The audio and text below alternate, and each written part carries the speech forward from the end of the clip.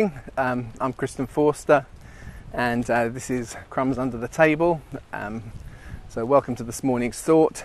I keep saying it must be very boring if you watch these all in a row, because I always start by saying I'm going to try and keep this short, but actually I've got to catch a train in a bit, so I'll kind of keep walking, keep talking, and I just thought I'd do something really simple. Jesus says you should love the Lord your God with all your heart, soul and mind, and then you love your neighbour as you love yourself. And there's so many different things you can take out of it. I mean, obviously Jesus says it's the heart of the law, so obviously it's going to be something you can grow in all sorts of different directions. But I just wanted to take that little kind of process of you love your neighbour as yourself. And I always say this, it's you meet some very spiritual, lovely people who have lost themselves because they're totally serving others. I remember being taught at Sunday school and so on. Joy means Jesus first, others next, yourself last. And I kind of get the thing. It was easy to remember, makes you think about others and so on. But actually, an appreciation of ourselves, a realistic one, to learn to love ourselves with our flaws, is a really fundamental thing to good psychology and to good well-being. And actually, I think is part of the Christian walk. It's in kind of a meek understanding of our own strengths that actually we end up inheriting the earth. We understand their strengths, but they're submitted to the fact that we see our flaws, we see our limitations, and so on and so forth. So there's and that in many ways comes out of a healthy approach to loving yourself. So we love our neighbour in that kind of context, because actually if we treat ourselves those way, we treat them well. But there's an interesting kind of dynamic, because I remember, I think it's in the God Delusion that Richard Dawkins makes this kind of point that he thinks that the Ten Commandments, the bits in them that sound good, or the bits that sound good in the law, are only for Israelites, and he misses the fact that it says towards the end, if anyone comes and lives with you, treat them the same way. There shouldn't be any difference. So, kind of got that bit wrong. But there is a kind of a priority, which is you do have to start with yourself.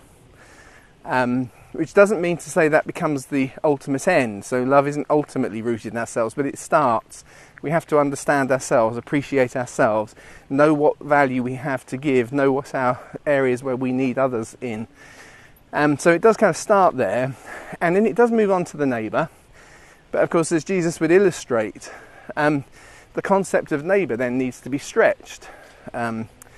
So the parable of the Good Samaritan ends with the question, so who is my neighbour? It's whoever wants to step out and help. So those that behave in those ways. So I'm going to turn the camera around so you can watch the dogs kind of running forwards. And we have another spaniel heading towards us with a very responsible owner. I tend to be a stick and flick person, but I can see he's green bagging it. Yeah. Don't worry, in this area I tend to stick and flick it rather than take it home. So. Just having a little conference of dogs there, right? Anyway, what we were just saying. Yeah, so I thought one of the things that sometimes, in fact, there's a lot of interest in, because actually how do you build trust? And there's a kind of an interesting kind of dynamic. And at one level, we can't make things too oversimplistic, but in a simplistic kind of way of looking at things, a kind of purely kind of hormonal, how's the brain wired type of way, the stress hormone cortisol kicks in every time I have something I need to do. And one of the things that's interesting is the way your body's made is when you get a little kick of cortisol, when it spikes up. The problem with chronic stress is the cortisol never goes down. But when you get a little burst of cortisol, shortly after that burst, which doesn't happen if you're constantly in stress, so I'm caveating everything, it causes a little burst of oxytocin, which is sometimes referred to as the love hormone, because actually it's very beneficial to you when you've got something to do for you to take the risk in asking someone to help. And oxytocin can exaggerate, doesn't in everybody, but it can exaggerate, if you like, risk-taking in terms of relationship building. And so it's willing to take a risk to ask someone, would you mind helping? Could you help push start my car?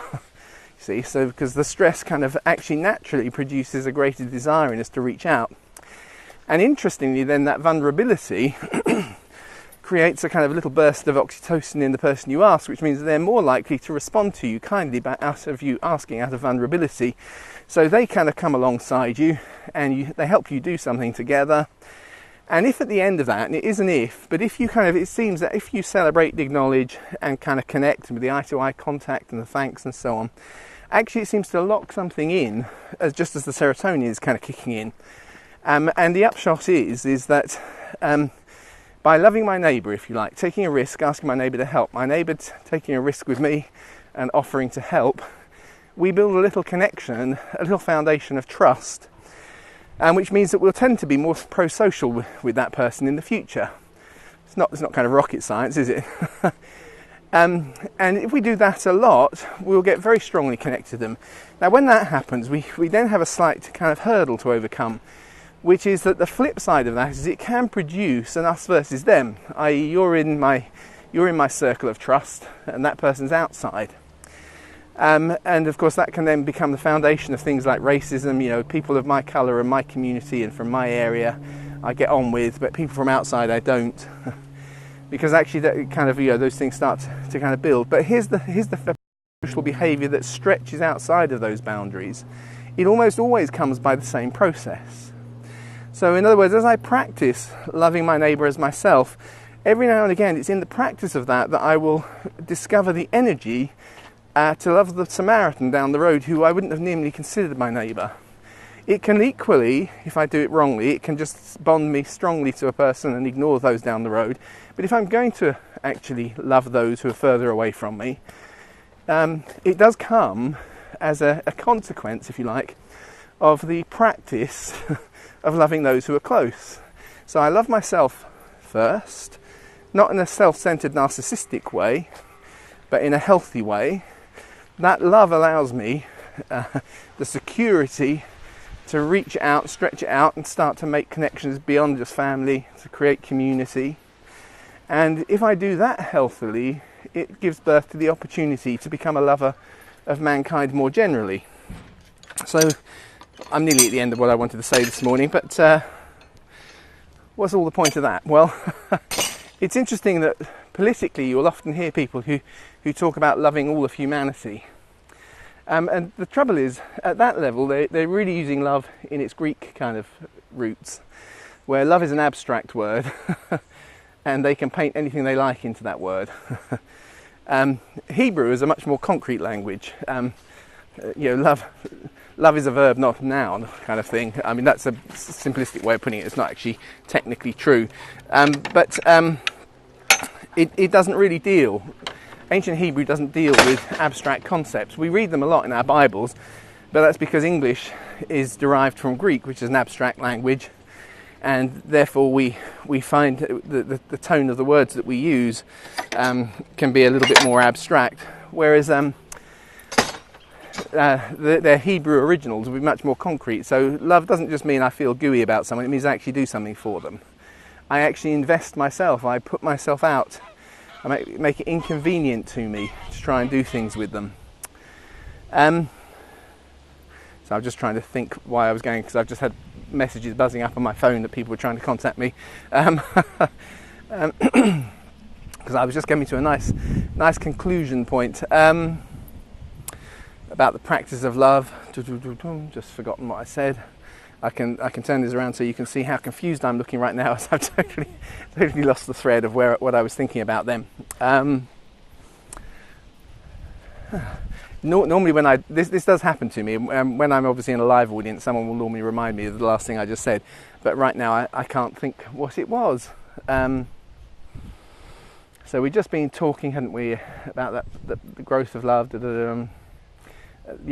Hebrew being concrete, not abstract. So we need to actually mean it. Oh, that's right. And I was talking about, it's very easy to talk about kind of loving people in a general sort of abstract sense. But it's interesting how very often, potentially on the political stage as well, we know we've got to talk love, because obviously if we don't talk loving, nobody's going to vote for us. But actually it does really need to mean something. It really needs to do something.